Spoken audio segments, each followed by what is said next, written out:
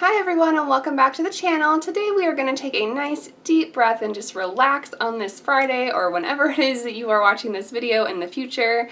I've had kind of a crazy week and my computer that has been on its way out for months and months is really on its final legs. So instead of trying to stress both the computer and myself out with editing a huge tutorial or something today, we are just going to play with these lovely little watercolor swatches that one of my viewers and patrons, Suzanne, sent to me in a little care package recently. It was really awesome. There are more Daniel Smith samples that she sent that I'll hopefully feature in other videos. She also sent me this Rosemary & Co. travel brush, which I have seen tons about on YouTube but have never had one myself or been able to use one. I've already tried it out a little bit and I posted that to Instagram, so if you want to see more about that, make sure to follow me over there. And yeah, I thought we would just have fun today and relax and swatch out some beautiful colors. So the two little sheets that I have here are part of the Daniel Smith artist line, where there's several artists that they have that have put together their collections of their favorite colors on their own palettes, and then they make cards of them to share with their customers. And so here I have Jane Blundell's and Liz Steele. You've heard me mention Jane Blundell numerous times on this channel, I'm sure.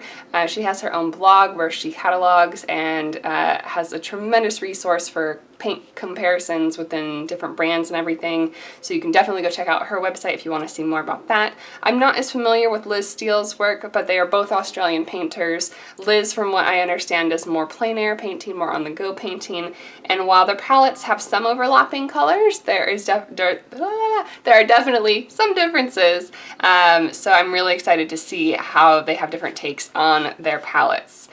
We can see that there are more colors on the Jane Blundell palette, and there's an extra row of colors in here. But other than that, I think that we're ready to go ahead and get started by diving on in. I'm going to be using a Princeton Velvet Touch flat size 4 brush today. I found this in my local art store and it's really awesome. Like, it feels so nice to hold.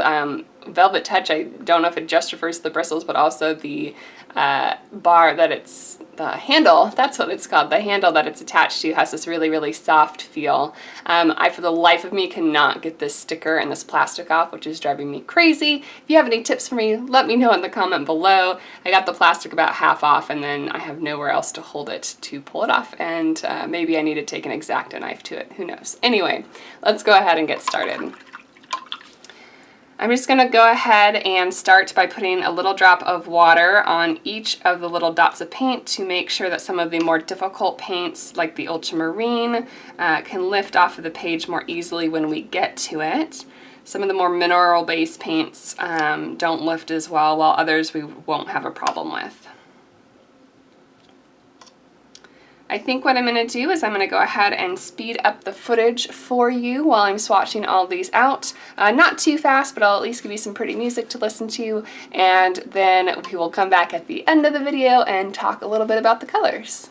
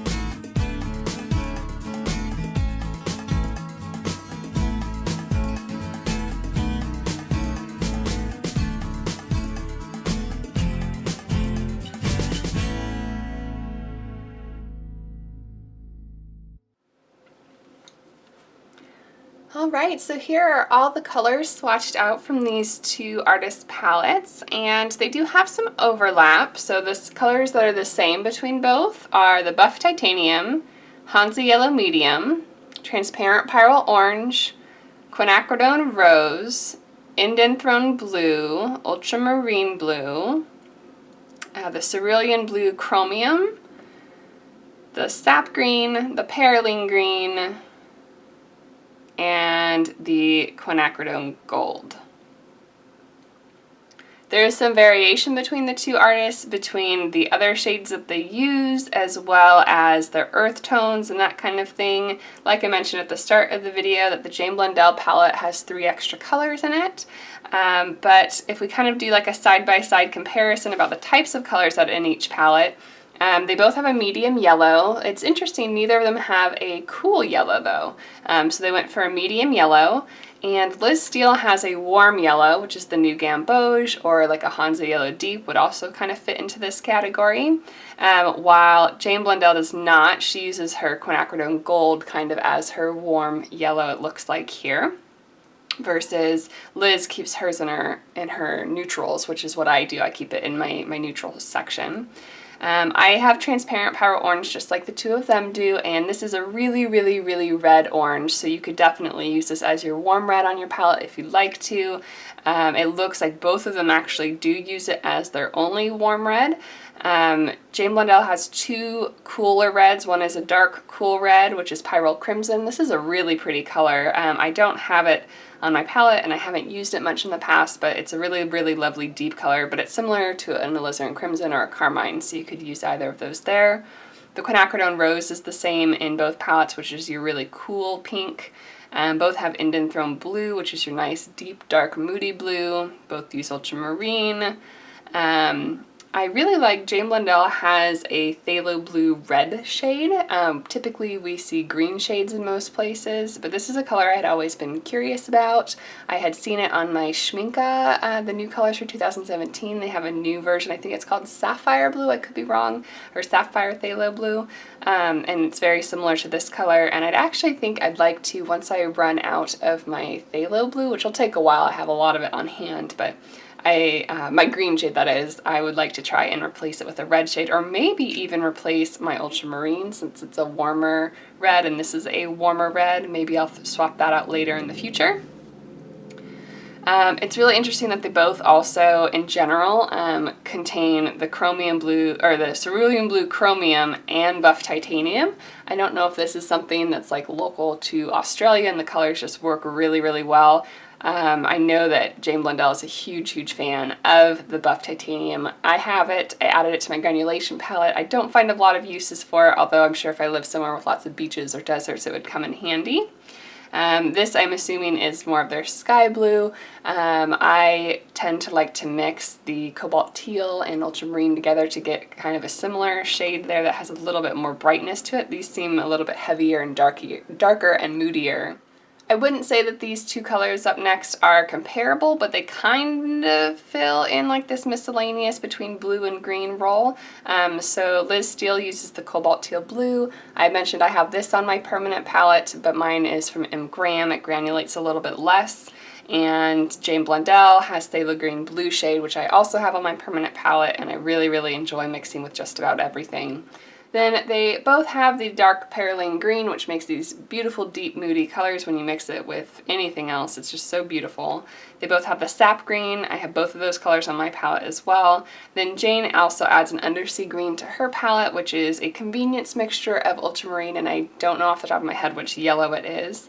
And then they both have about 5-ish neutral tones, or earth tones rather. Like I mentioned, Jane puts her Quinacridone Gold up here versus it's down over here, so you could say that she has 6 while she has 5, but anyway, let's move on into it. So the kind of comparison for a yellow ochre type color, neither of them use yellow ochre, but we've got the Goethe, I don't know if I'm saying that right, the Goethe brown ochre here, which is a very granulating color. It granulates into these two different pigment textures, and if you want to go ahead and check out Jane's Instagram, I know in particular she posted some pictures a little while back of her using this color, and it's really pretty if you like granulation. Liz uses the, I'm never going to be able to say this right, Monte Amata Natural Sienna.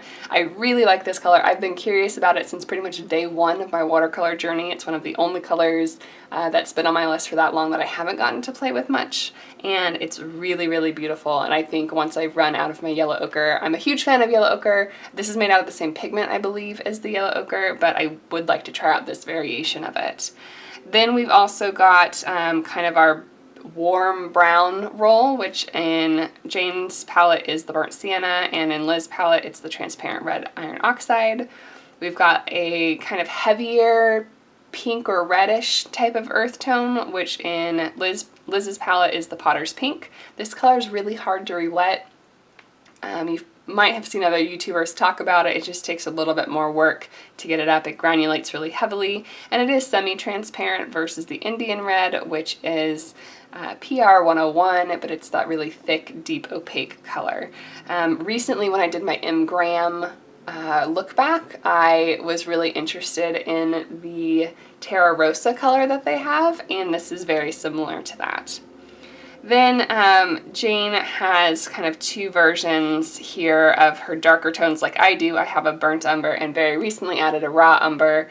Mine is in the Sennelier brand, but I would like for it to be either in Daniel Smith or Graham. That's just not the store didn't have any on hand when I was there, so I got a different brand for that one. And then burnt umber I keep as my nice rich warm brown on my palette. On Liz's side, she doesn't really have the two different dark brown tones, she just has one, and it's the Van Dyke brown. This, I believe, is a mixture between PBR7 and one of the blacks, but I'm not sure. This is more like a sepia. It's a really dark, kind of inky color, even more so than the raw umber. So I hope that you guys enjoyed a look at these two lovely artist palettes and maybe gleaned some more information about your own palettes or other colors that you'd like to try in place of other ones. I know that I went through and I kind of found it's really hard for you to see, I think. I wanted to try and keep it unobtrusive, but it's almost too unobtrusive. I highlighted the colors that I keep on my own palette, and I starred colors that I would like to add to my palette or replace other colors as I run out of them. I made a mistake here. I highlighted the Quinacridone Rose here. I have Quinacridone Rose. It's not a Daniel Smith color though, although I would like to replace it with the Daniel Smith. So not technically on my palette, but I'd like to replace it with that one. So you all know that I'm a huge lover of Daniel Smith paints, and I always love trying these out. Thank you again to Suzanne for sending these to me. I have more to show you in other videos. And for the time being, I hope you guys have a good weekend. Be sure to give it a thumbs up if you like the video and you'd like to see more content. Make sure to hit that bell icon, and I will see you next time.